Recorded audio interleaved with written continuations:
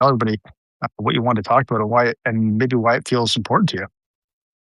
Absolutely, yeah, I that idea of, you know, I went through I went through a lot of stuff. I went through a a period of abusive marriage where I my autism got weaponized, and it was pretty bad. Um, and then, I got divorced and, I found a lady in last year, or not last year, in, 2024, who ended up passing away, early last year. And I caught myself thinking, like, uh, just, or at least not recently, but I've been thinking about this, for quite a while now, where there's been a lot of grief, and loss, in at least in my life and your life too, and I'm sure in many other people's lives, where I there comes a moment where, the emergency is over, the crisis is over, and, you have that idealized, and sometimes it has passed, and there's that idealized version of being better or fixed, or, having your crisis be over in some sense, but and you're stronger and feeling better and healed. But there's that missing middle of in between where, you don't even know I don't even know if I'm doing things right, or I don't even know where I'm going, and what that even looks like to be fixed and healed, and so, yeah, I was just wanting to have a discussion around that and see how you've managed and how I'm managing, and maybe it can help other people that are in that weird missing middle transition of healing, to get to where they wanna be. Hmm, I love it, man. Yeah, I think that's a great thing to talk about. I think it's something that a lot of people who have suffered some kind of, not even just a loss, but some kind of profound change, which I think there's always loss associated with change. I've experienced. So I'm curious. One thing you said that I'd love to hear more about is the idea of fixed or healed. Like, I mean, how do you think it would influence, what you're describing as the middle if there was no such like I, like you're what if there's no endpoint, or A and that's the thing I'm realizing a little bit, is that uh, I don't think there'll ever be an endpoint, like, how do you recover from deep psychological abuse? How do you recover, from a loss of a family member, like your daughter, or, um, and, being fixed or healed doesn't really erase what happened, and you'll never be the person you're gonna be. But maybe it that burden, or that backpack becomes a lot easier to carry, and you just become stronger. So Mm. think I don't think that there's ever just get better at, and stronger at carrying that weight. Mm. I mean, I think for me, like, I try to be really intentional about, and I'm not saying this like what I'm about to say. I'm not saying I'm always successful at it, but I try to be really intentional about the words that I use, because whether it's my internal dialogue or what comes out of my mouth, because our reality is like the words, like the language we use doesn't so much describe our reality, it defines it. And so, like when I think of things like, you know, fixed or recovered, or or even the idea of never being those things, I don't know, I don't even think about it.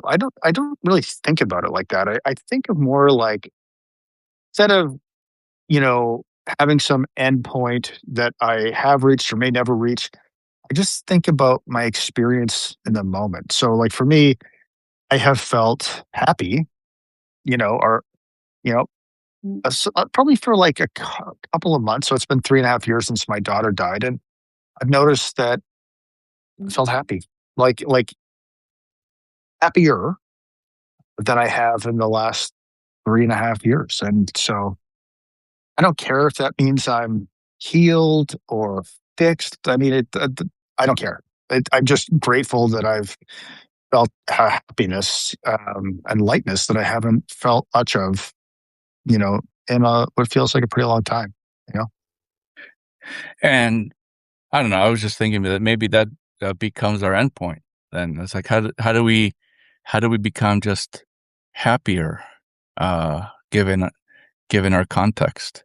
And I know being happier is possible, at least way more possible than being fixed, or, um, or fully healed. I think you're always gonna be in that transition of healing and being happier, right?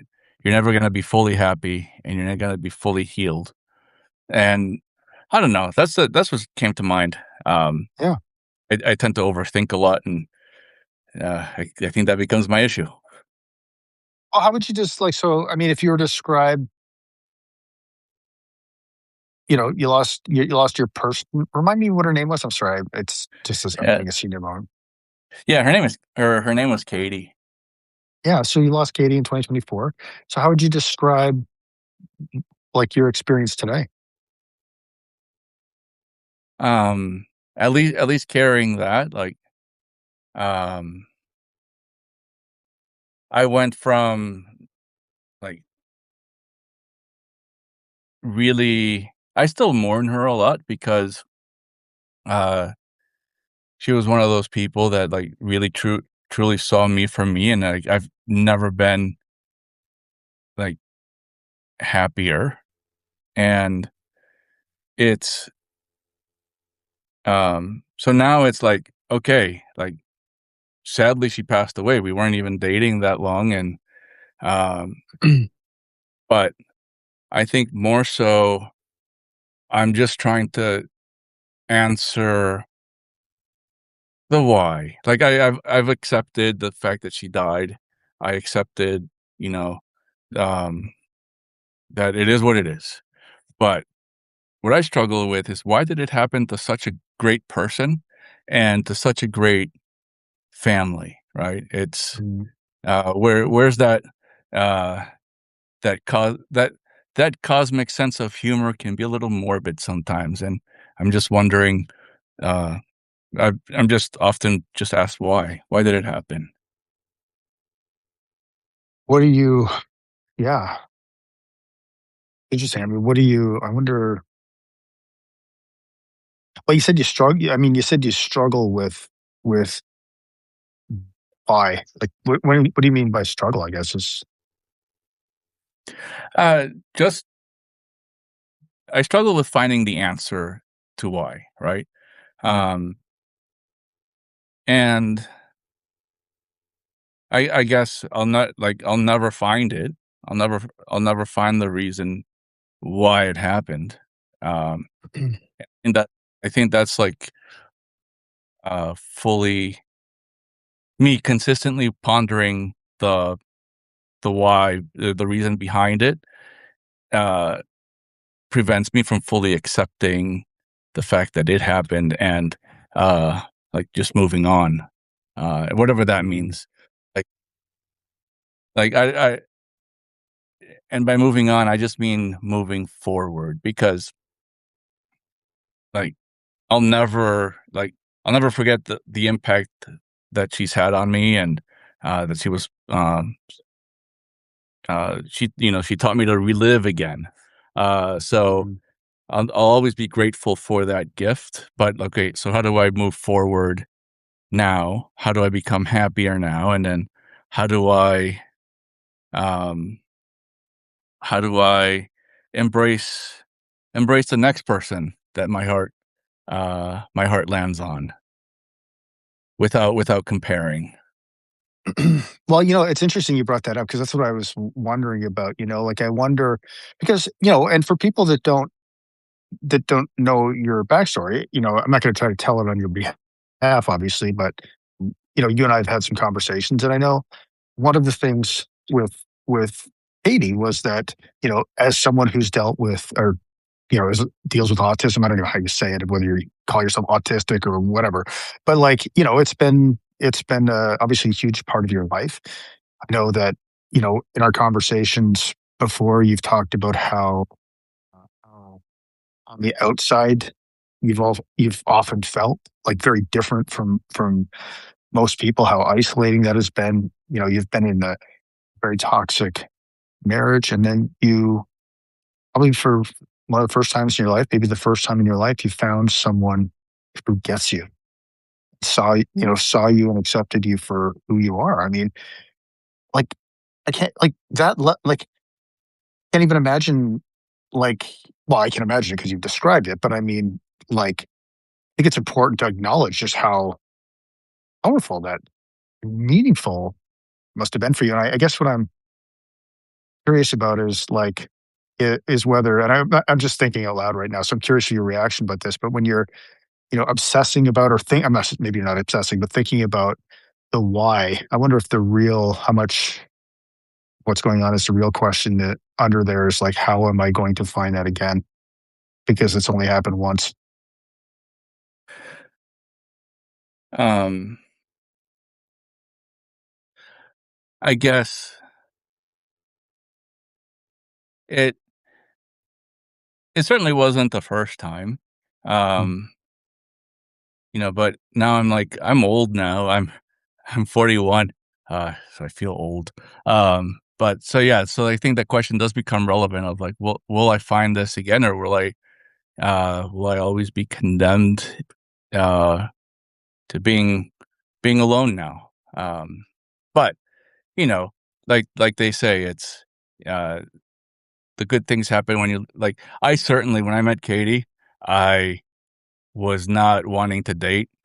Literally between the time I met her and uh time my wife left, it was just 4 months. I The only reason I met her is because I was walking my dog. I saw my friend at the pool that she was sitting with, and I just went over to say hi with like no intention. I went to say hi to my friend. And then we just hit it off, and uh, so I think it will happen again. It's just maybe I'm impatient. mm, yeah. Hard, man.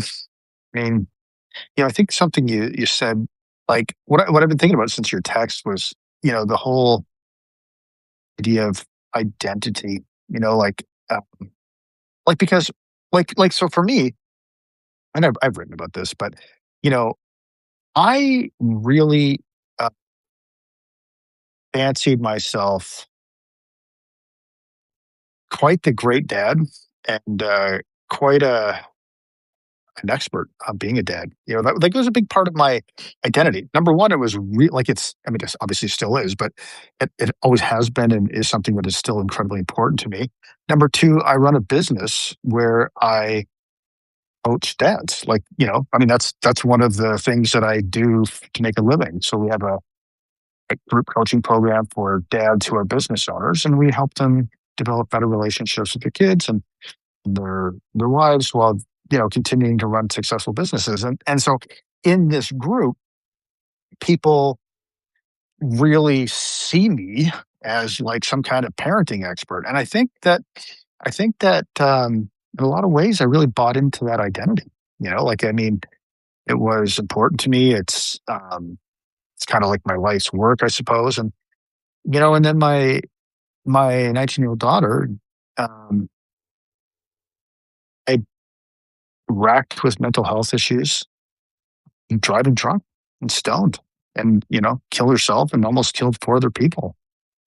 And like, I think, like, you want to talk about like some fucking parenting turned out to be, and that identity, uh, that violent identity destruction, let's say, or rearranging, it's very, I mean, it's super confronting at the time. Like, but I think it's turned out to be just a huge gift, a huge, huge gift in the sense that, it has made me much more humble. And I don't think I was an arrogant person before, but I just have like a much clearer or stronger sense of humility, than before. I think that I've really come to accept the limits my own ability to influence the trajectory of other people. Like, and that's not me like saying I'm powerless or anything like that. Like, I have a tremendous amount of power over myself and a much less, much more limited sense of power and influence over other people. So I think that like that identity that it was really hard, man. Like, how am I gonna even go back to this group? But these guys still, what are they gonna think of, like, did this happen to me? Like, all these stories I told myself, none of which turned out to be they all turned out to be made up, but yeah, I mean, in the end, I think we get very emotionally invested in how we see ourselves and how the stories we tell ourselves about how other people see us, and it's really freed me from a lot of that, and, that's one thing I'm actually really grateful for.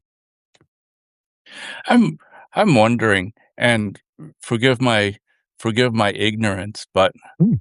uh, like, what what's the, uh when you framed it as, like, some coach dad or dad coach I am, like, uh, what what,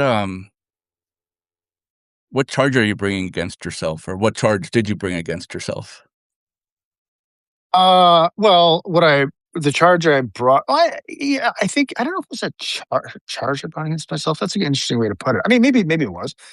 I think it's that I'm supposed to be a good dad, and look, I couldn't save my own kid. Like, Mm, and um, yeah, and I mean, I teach dads how to have good relationships with their kids, and my daughter, I found out she lied to me about just so many different things, and so it. I think that mm, that period was brief, but it was very painful, man. Like, am I a mm, fraud? Like, oh my God. Like, I thought about all of the shit I had said over the years about having a relationship with kids and then trying to reconcile the irreconcilable, which is a lot of the conversation, many of the conversations I had with my daughter were all fucking lies, mm. that she told me. And without, I did, like, I just didn't see it. Like, because some of them were so mundane about the stupidest stuff.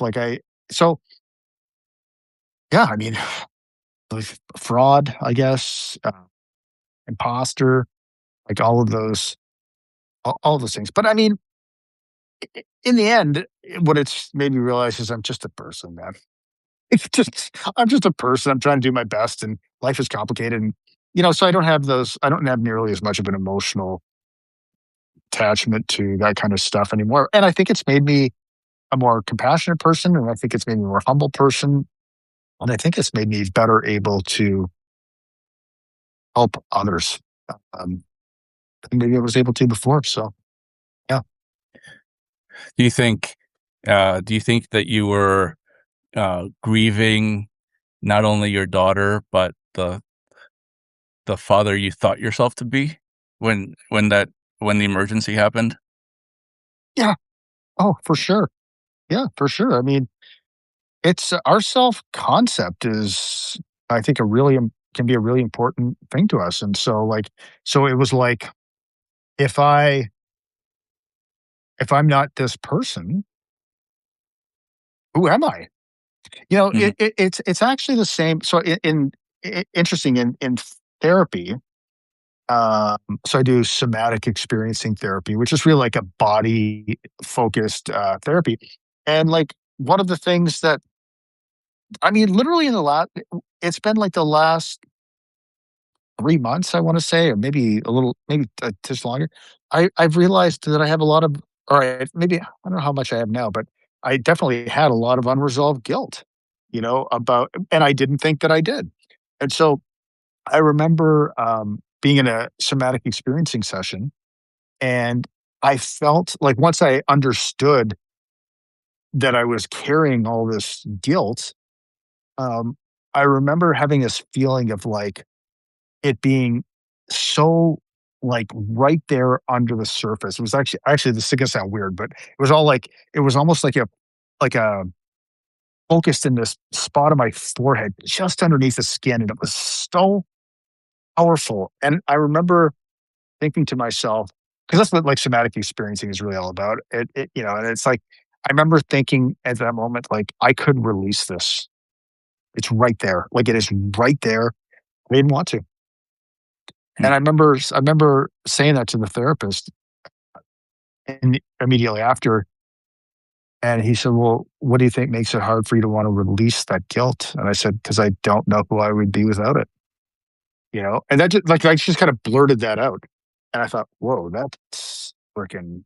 I went from, like, not being consciously aware that I was carrying it around, but acting in a way that told me I was carrying it around, but then to realizing that I don't wanna let it go, or I didn't wanna let it go, because it became this thing, like this it was like this, I don't know, under the surface driver. Maybe it kept me maybe punishing myself, you know, kept me connected to my daughter. I don't know. Like, I'm not sure, but like but that I didn't want to let it go in that moment, And I think that's a very similar thing. So yeah.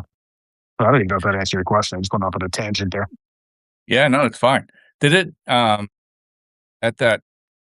at that moment, do you think that guilt, prevented you from doing things, or at least, moving forward towards, healing or getting better? Yeah, for sure. I mean, Yeah. for sure. Because again, I did not even know I was carrying it around because now I was open to the idea that I might, but I really didn't think that I was because the way I looked at it was like, okay, this is what I would say. Like, I could, it's possible that I could be carrying guilt around, but I think I've worked through it. And I think that I know I did my best. Being a great dad was the most important thing to me, blah, blah, blah. Like, so using logic, which can be Mm. important, but it's certainly not the only thing that matters.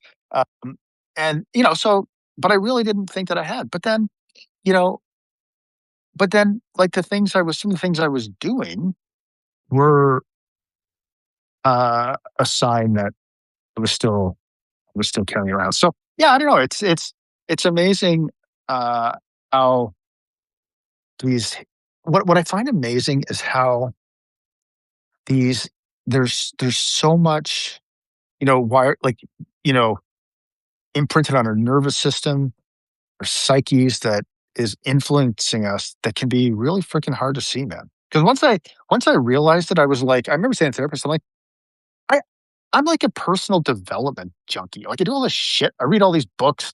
I do all this navel gazing, and it's amazing that I find it amazing that I was carrying this around without even realizing it. And he goes, I mean, he just said the simplest answer. He goes, "Yeah, well, we all got blind spots, man." Yeah, You know, it's I was like, I was "Yeah, that's a tender blind spot that, we don't often it's hard for us to see until it gets pointed out either by ourselves or someone else, right? yeah, absolutely, man."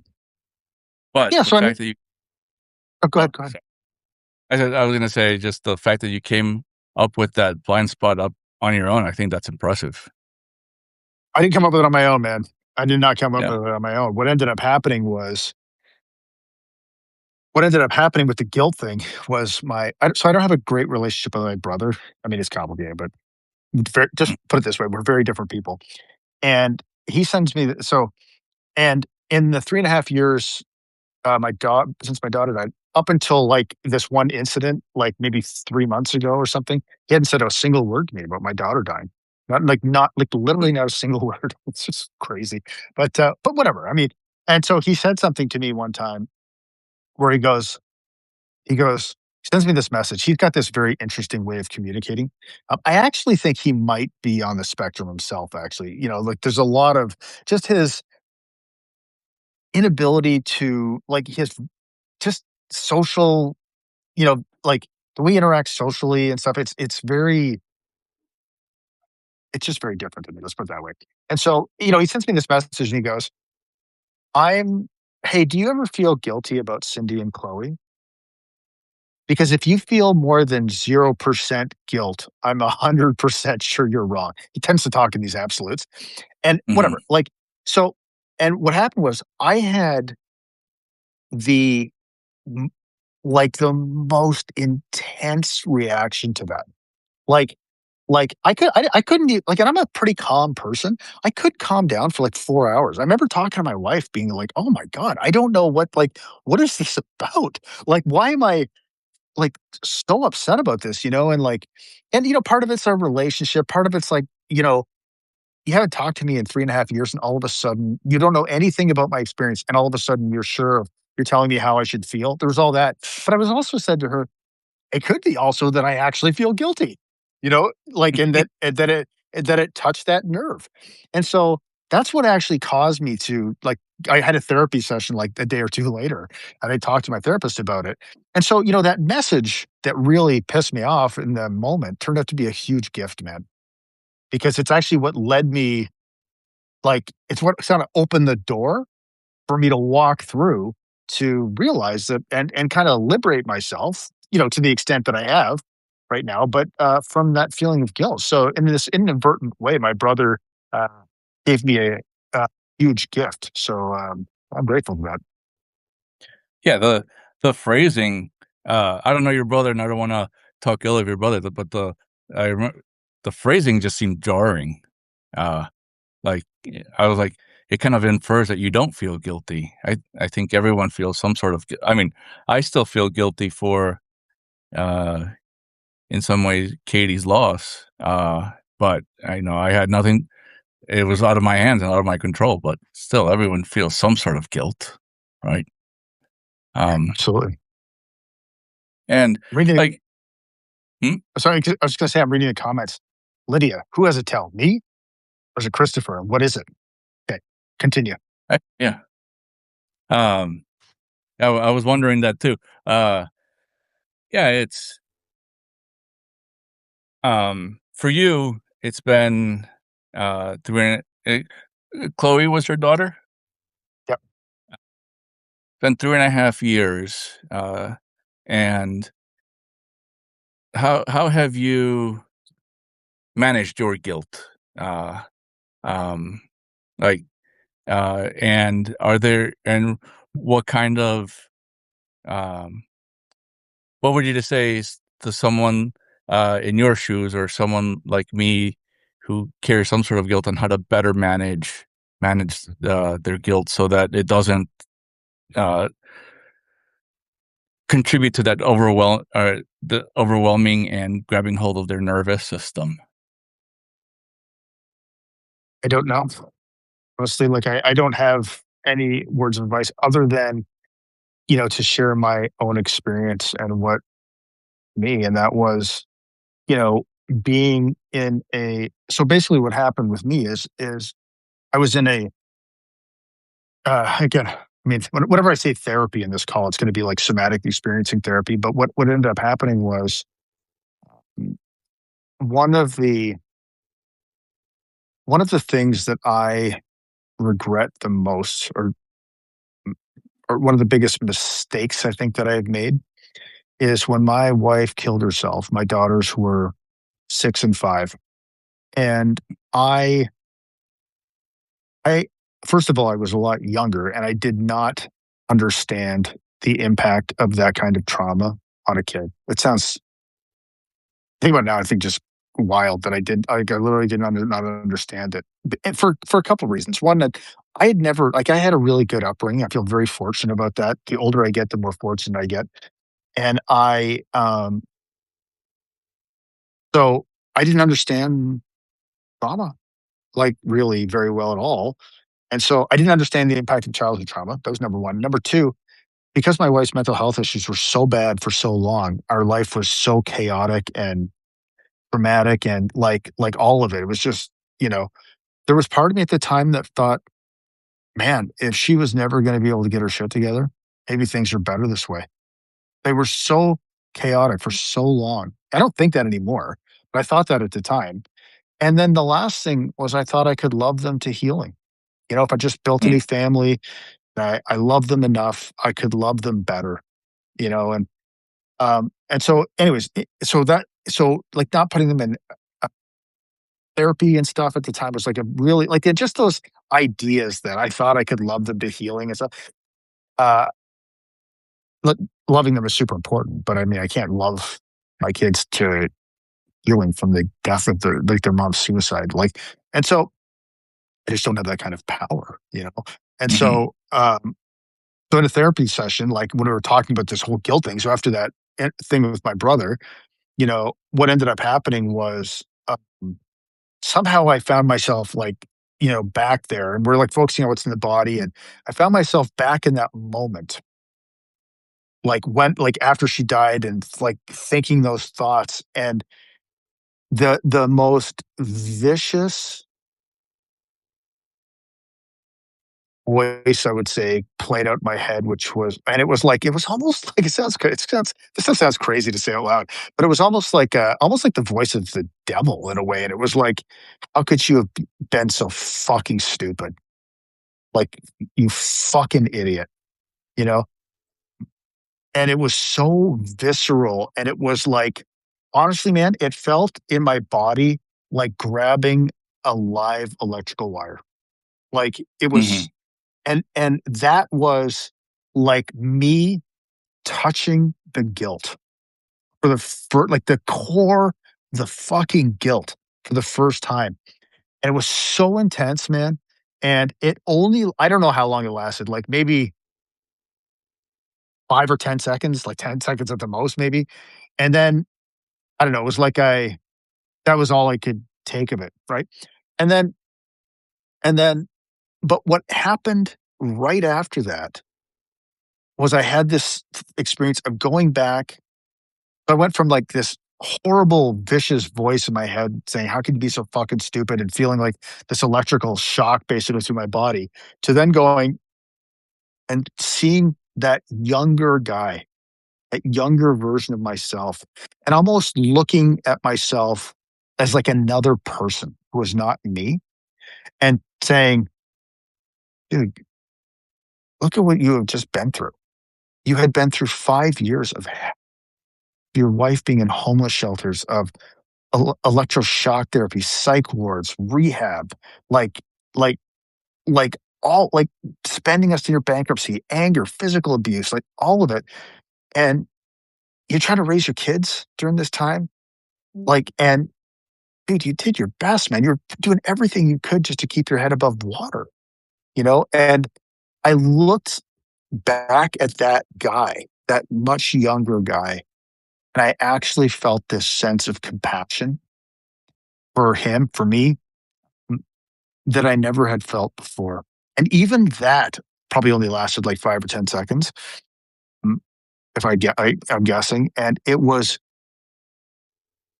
so fucking beautiful. It was so,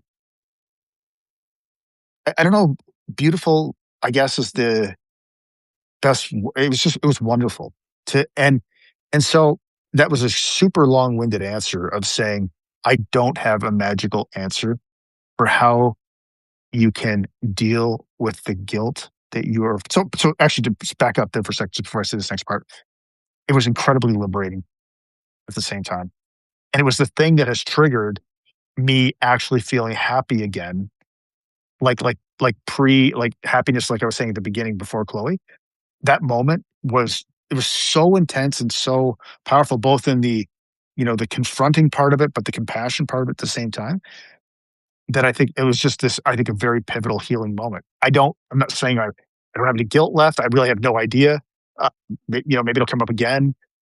But what I would say is I don't have a magical answer. I don't know what you should do to deal with your guilt other than find a way to face it, you know, mm, whatever that means for you.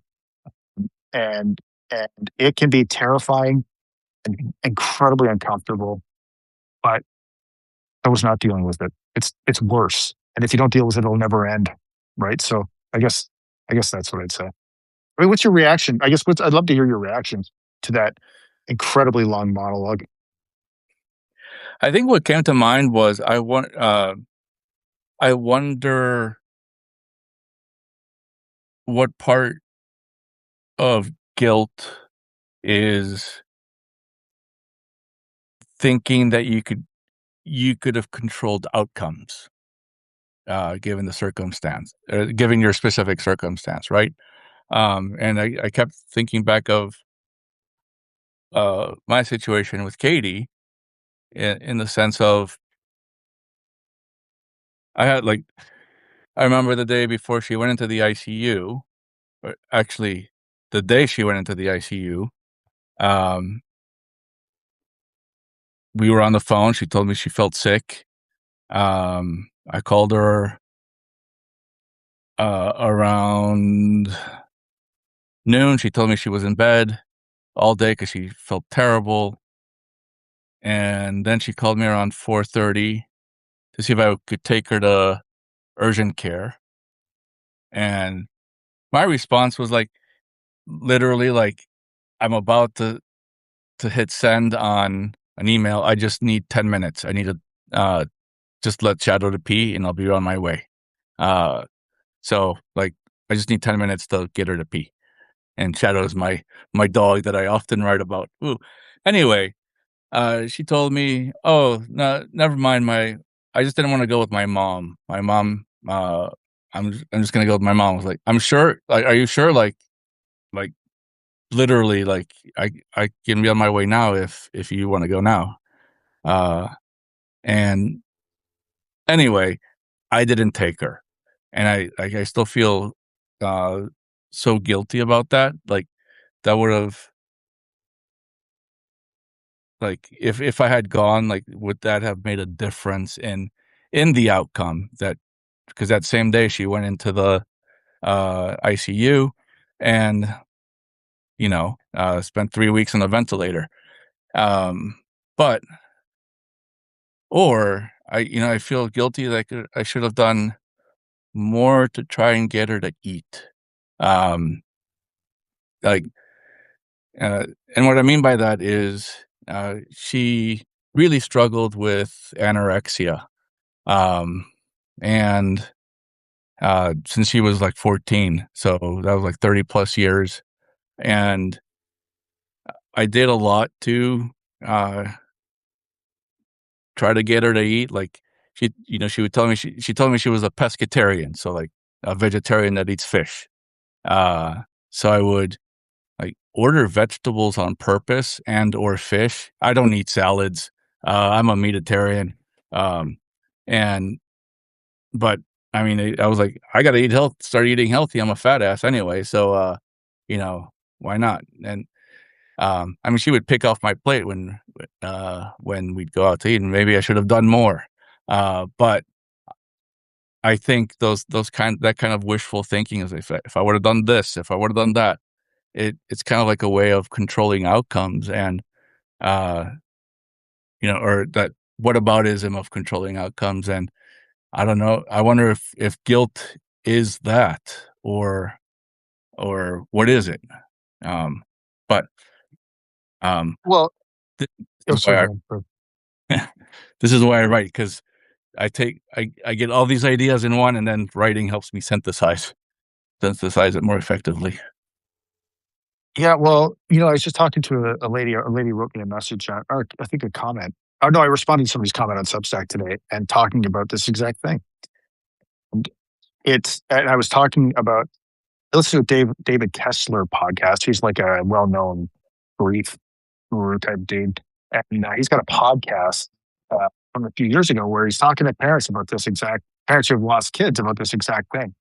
What if only, everybody's done it to themselves. And what he said, and I really found it enlightening, was that, you know, our minds want to create order, they want to create control. And losing someone that you love dearly is like, I don't know, it's one of the most intense, you know, experiences of lack of control. And so what we do is we go back. So and it's so jarring that what we do is we try to go back and create this illusion of control. Like, if I only did this and this would have happened or whatever, like, and even though no there's you don't know if you went back and did X that Y would have happened. You have no idea. And so, but it's actually as agonizing as it is to do that, it's actually almost easier or less awful to do that than to just admit how little control we have like we really have in the first place. Because I don't think that you actually, I mean, I shouldn't put words in your mouth, but how much do you actually believe if you had taken her to the hospital, she'd still be alive? Like she had anorexia for like forever. Actually, she went in for, ended up having, uh, mono and pneumonia, and the only reason why she ended up going into the ICU was her mom is a retired nurse, right? And what she told me was, "Good thing you didn't go with her," because what ended up happening is they gave her some meds to go and said, "Go home, these'll work." And her mom sensed that something was off and asked for an X-ray, uh, and, if the mom didn't push, uh, for it, because she caught some symptoms earlier that day of, like, maybe it's something respiratory, so she advocated for an X-ray. I would have said if I went with her and the nurse person said, "Take these and go home," I would've been like, "Okay, let's go home, Katie," and, she would've never made it to the hospital. So right, Right. so yeah, so it wouldn't have changed the outcome, but, I think I feel guilty for at least not showing up, uh, and or, going with her, but, yeah, I know it wouldn't have changed the outcome. Right. Um And so I guess that's, you know what? But I guess, like, I guess that's the point I was making earlier with that story is like, logically, I know you shouldn't feel guilty. Like, Mhm, logically, you know you shouldn't feel guilty. Like, if you actually, that's not enough though. Right. mhm, And that's like, I think that's where we really screw ourselves up is like logic is important. Like we like, however, it's limiting, right? Because it's for me, yeah, I mean, I knew all the logical reasons why I shouldn't feel guilt. I even convinced myself that they were true and they turned out to mhm. be false. So, like, for me, it was doing the work to peel back the onion enough to realize that I was full of shit, that I did feel guilty and that I had to face it, that I wasn't going to be able to logic my way out of it. And for someone is, yeah, grief is pain, guilt is suffering. Yeah. At least I think that's really a really Mhm. good way of putting it. So, um, I had to go back and face it head on. And for me, that happened again in somatic experiencing session. However, that works for somebody else's, however that works for them. But like, I think it's been an eye opening experience to me to realize, like, my dad, man, great guy, but from a different generation. I mean, his whole thing is, men are logical, women are emotional. Like, logic is better. You know what I mean? And logic's unpredictable. It's whatever. Or, I mean, emotions are unpredictable. Like, I see obviously how limiting that is. But, I think one of the Yeah. biggest experiences that has come, the biggest gifts that has come from this whole experience is my, you know, previously what I thought was like uber logical mind, seeing how freaking limiting that is, man. And realizing that our bodies have vastly more information, they hold vastly more wisdom that our minds ever hoped to. And if you had asked me that even like 2 years ago, I would have said, that sounds like, what are you talking? That sounds like my wife is kind of like a hippie a little bit, like she's on that end of the spectrum.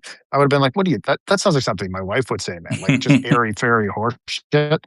But man, I believe it. More like it's. I just realized it. So again, I just think that like I think it's important to realize that you're it. I mean, maybe you can logic your way out of it. I could not. I don't want to speak. I don't want to speak for you, but I guess maybe the encouragement would be to look beyond logic for healing.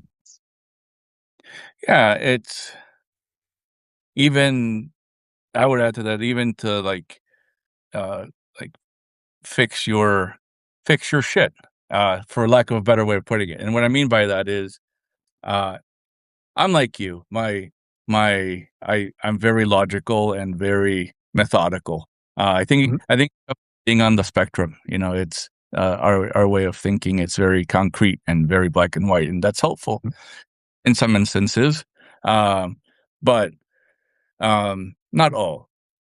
So, I went, I got diagnosed with autism on in 2020, right after I bought my first house. Uh, and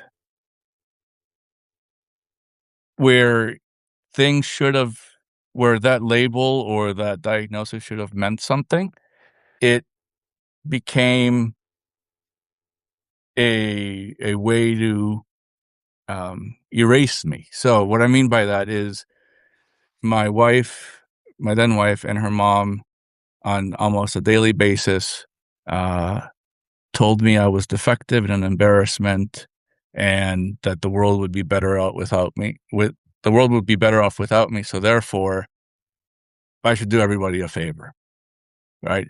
And I tried to logic my way out of it for years, uh, and um, in terms of like maybe you're just overthinking it, maybe this, maybe that, um, and that silence or that hyper focus on trying to think your way out of it or think your way through it to manage the environment you're in. Like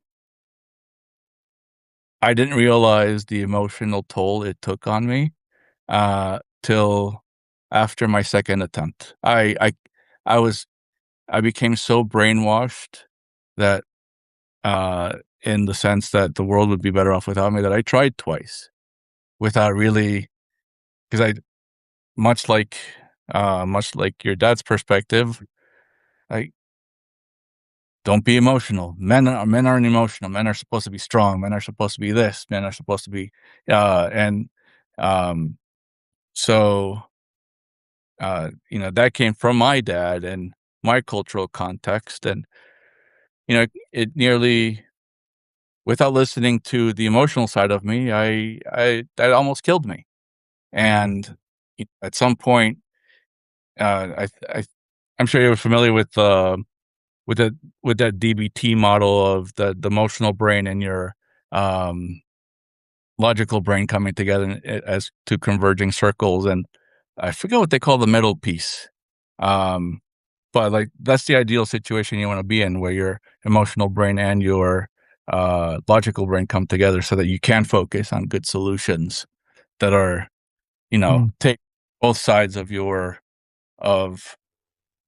emotional and your logical side, and maybe that's the better way to work through your stuff. I don't know. But I've been finding it helpful, to try and listen to the emotional side. And much like you, that initial reaction was, "Man, that's some hippie shit."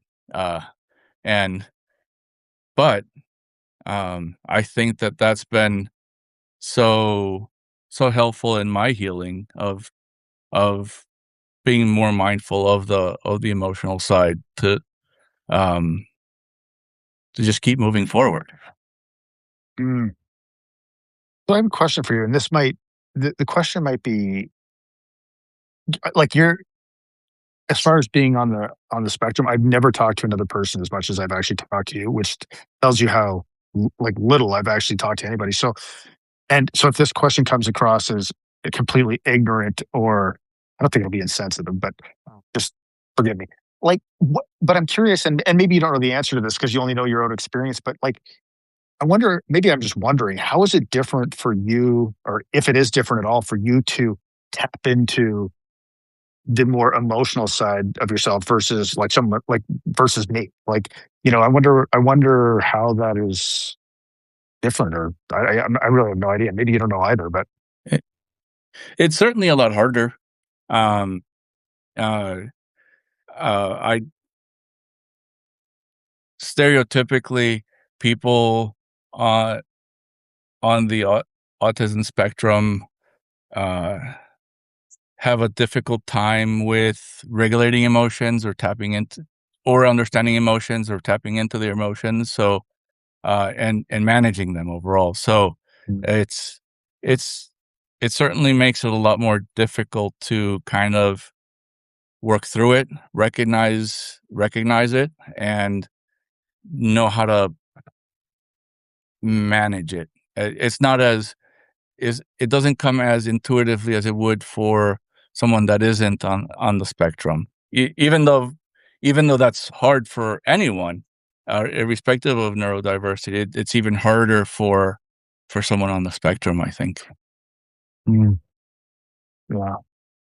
I find with myself now, I mean, I am like, I'm super emotional. And I don't, I mean like emotional, like, dude, I'll watch like, I never did this before, but I'll watch like, I'll go on this, spend half an hour watching like YouTube shorts of like people being nice to each other, like, and just like be bawling my freaking head off, man. Like, but having said that, I still don't like, or I'm not going to say I don't like it, but like if I'm crying about my daughter, like sometimes I haven't done this in a while, and I'm curious what the experience would be like now, but like there's still a part of me, or at least it's been months since this happened where I like, took her urn and like, clutched it to my chest and just bawled my head off. There's still even up to the last time, still this voice in my head saying, "You're fucking weak.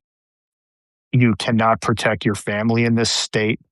It's been 3 years. Get your shit together." Like there's that narrative, that internal narrative. I don't listen to it anymore in the sense that I don't let it guide my behavior. Where before, like with after my wife's death, I coped with it every which way, so I didn't have to hear that voice. So I didn't have to be in that situation. So I don't let it dictate my behavior. But I mean, up. I'd be curious how it is now that I've done some of this work around guilt and stuff. But anyways, 3, 4 months ago, last time that happened, man, it was it's still super intense. And, so yeah, I find that interesting, it's just whether it's, how we're socialized or how much of it is biological or whatever. I don't really know, but I think part of the somatic experiencing work has been able to allow me to create more capacity to be present with whatever is happening without trying to change it, right? So I Mhm. spent what's also funny is somatic experiencing has made me realize what the freaking point of meditation is. Like when I was younger, like every time I've tried to meditate, um, you can't change the noise, but you can change your 100%. I think that's a great insight, Lisa. Like I never understood what meditation was about. Like I would try to meditate, and I'd be, my mind would wander after 5 seconds, and I'd beat the shit out of myself up for being a bad meditator and whatever. I realize now it's learning to be present with whatever's happening without actually feeling the need to change it. And so, for me, like if that voice is somatic experiencing is given me the capacity or improve my capacity, I still have a long way to go, but to be present with whatever is happening without trying to change it. And that is a freaking superpower, man, because that's the only way you can face the shit you need to face, right? Is this is coming up for me. It is real, like, it might be really intense and uncomfortable and scary. uh, And, but I can be here with it. And Hmm. I don't know how you can heal otherwise, actually. Like maybe there are ways, but to me, that's what, that's when I think of like facing my grief or facing trauma or whatever, it's that. It is Hmm. because when you are able to do that and you are able to sit with it, be present with what's happened in your body without making up a story about what it means or anything and not feeling like you need to change it. The insights that you have, the, the things you're able to, I don't even want to say confront. I don't even think it's confronting. Confronting sounds like it's be present with. Like that's how you move through something. It's the ability to walk with it. Mm, That's been Hmm. the biggest thing I have learned. Like through this entire experience. That is the biggest thing I've learned, and it will carry me. It makes me better able to deal with anything, any situation that will come up. And at least you're lucky, you can cry. Um, I I cried for 2 minutes when Katie died, Mm. and that was the first time I cried since I could remember. Um, and it's not that I don't feel sadness or anything. I do, and I do feel it intensely, but showing it is always so difficult. Uh, and it's not that I didn't wanna cry. I do, it's just I can't. Uh, so you're lucky. Um, Well, what I guess what I would say to that is that if it is so hard for you to cry, and you cried even for 2 minutes after you lost Katie, then I think that speaks to how much you loved her. I think that's pretty beautiful. And so, you know, maybe you're lucky that even you had that 2 minutes. yeah, maybe. Anyway, sorry, I just went back to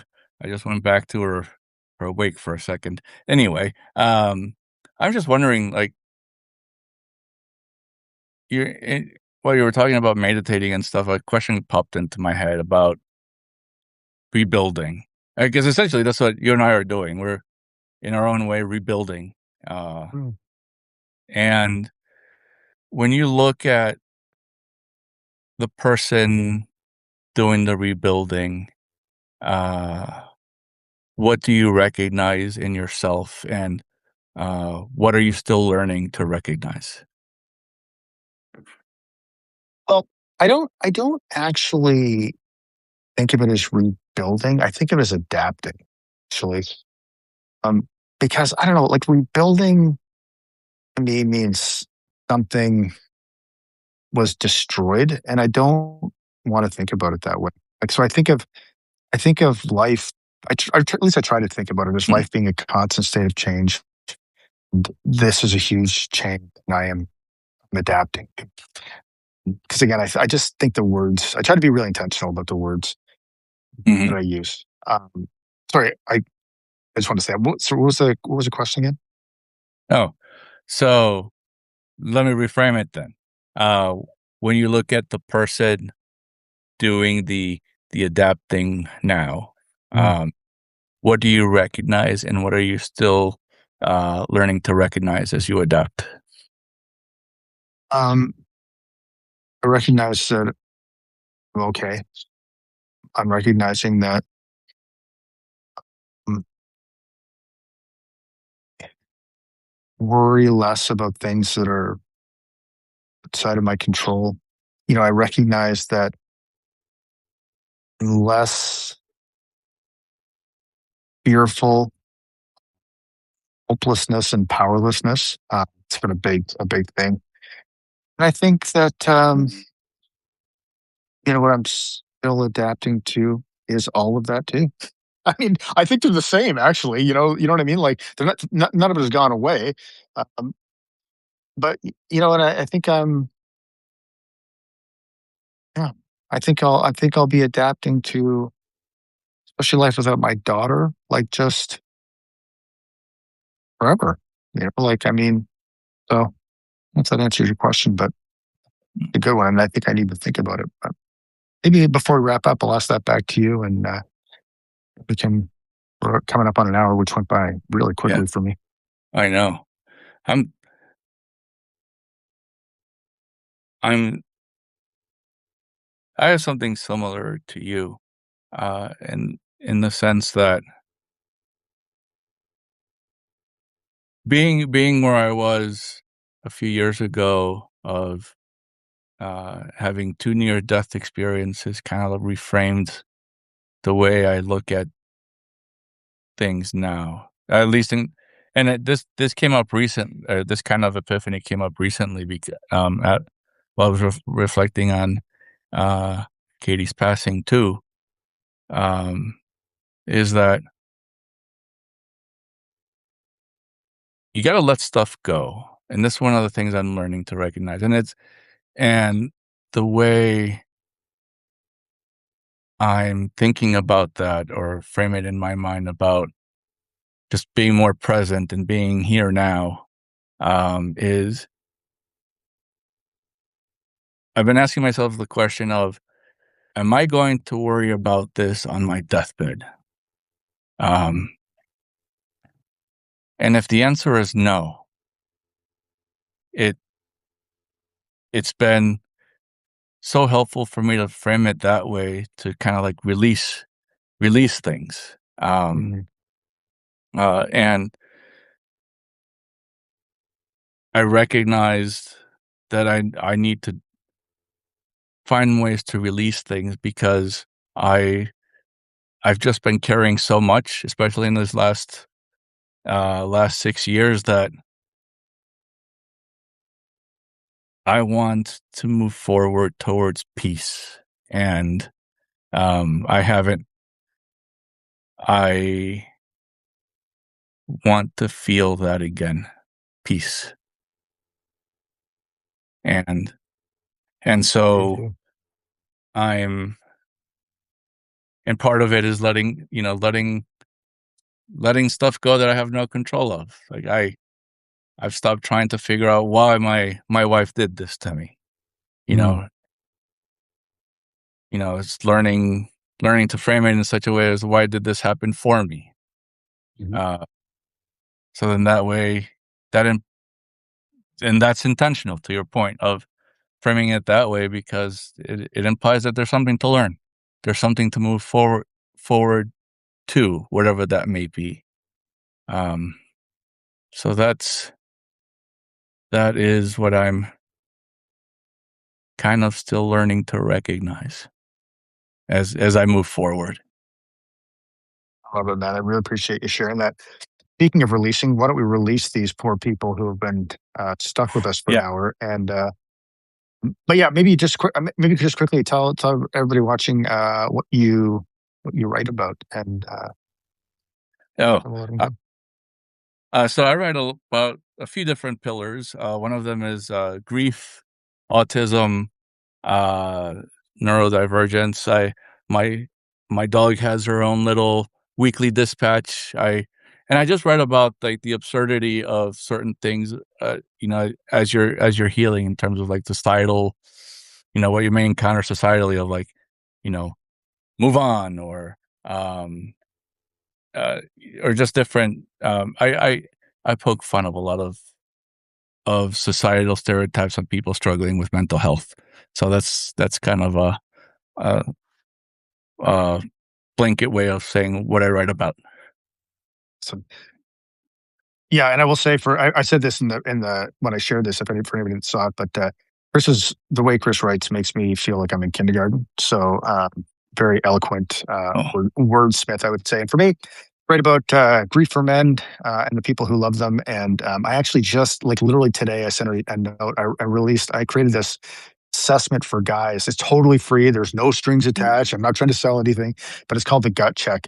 It's for guys to understand answer like 29 questions and really get a sense of, what are how the patterns of being a fixer, a ghost, the rock or the fuse, as it plays out in their life, plays out in their life. So it's just a tool to help grieving guys who don't understand grief to see, the patterns they're playing out in their life and also the impact that they're having. Because I think self awareness or creating more awareness is a really important first step to any kind of change. So that's at gutcheck.tools. And again, it's totally free. I'm not trying to sell hmm. you anything or anything. I'm just trying to help. With I'm that I'm being gonna actually. said, yeah, do it. I would love to actually I would love your feedback. Gutcheck.tools. I literally just went live with it today. So it's still working on it. So any feedback will help me make it better. But Chris, it was great to talk to you, brother. It's just like last time, and I would love to do this again, man, and keep doing the work and keep helping people with your amazing writing. Thank you. Take it easy. Bye.